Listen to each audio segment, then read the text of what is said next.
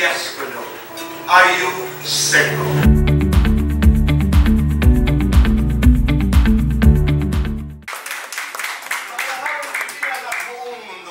Naitay Kapuso, pahiram po ng 20 minutes ng inyong hapon. Ako po si Boy, and welcome to Fact! Right, Chef Pong, isa nating bisita isa naman ay Kapuso Leading Man.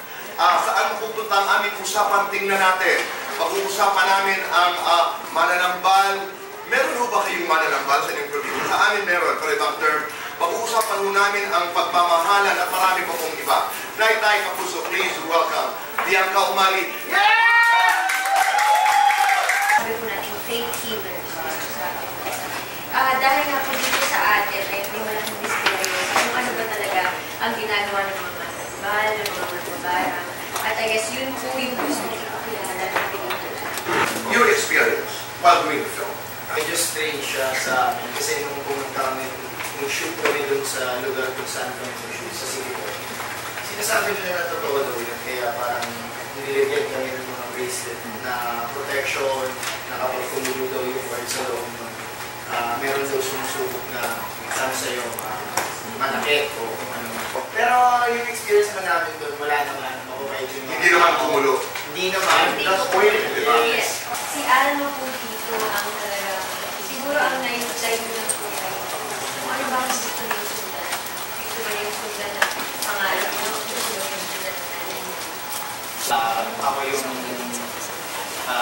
breadwinner sa pamilya namin.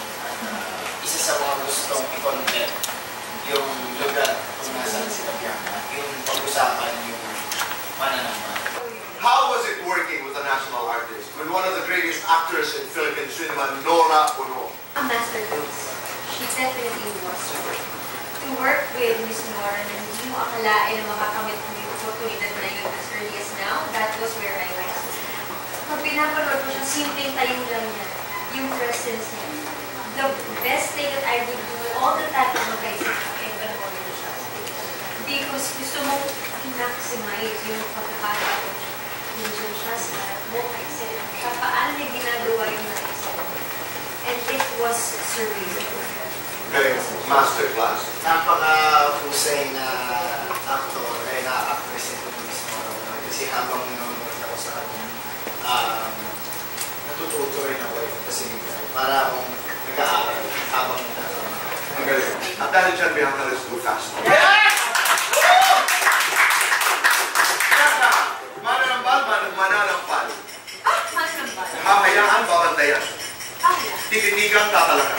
Pilipinas. Diretsahan o paligoy-ligoy. Ilan siya? Ilalaban o magpaparaya. Ilalaban. Brilyante, diamante. Brilliant. Langit, lupa. Bulaklak, tsokolate. Ay! Tsokolate at bulaklak. Malaki o sakla. Secret. Ang karera, yung puso yun ang sinasabi ko. Karera o pag-ibig. Pag-ibig. Ideal age to get married. Soon. Okay, that's nice. Ideal place to get married. Ideal place. Secret pa ko malaman ni Lou. Effective na gamot sa boredom. Ano? Magbasa. Effective na gamot sa inggit. Manalangin. Effective na gamot sa galit. Manalangin. Effective na gamot sa heartbreak. Manalangin. So, 1 to 10, gaano ka kailang? 10. Well, 1 to 10, gaano ka kaselosa? Depende. Sa sitwasyon. Depende. Depende. 1 to 10, gaano ka na ka-ready to magpakasal? 1 to 10. Ready. Lights on or lights off? Happiness and chocolate. Happiness. Best time for happiness. Every day, all the time. Completely. Ang puso ko ay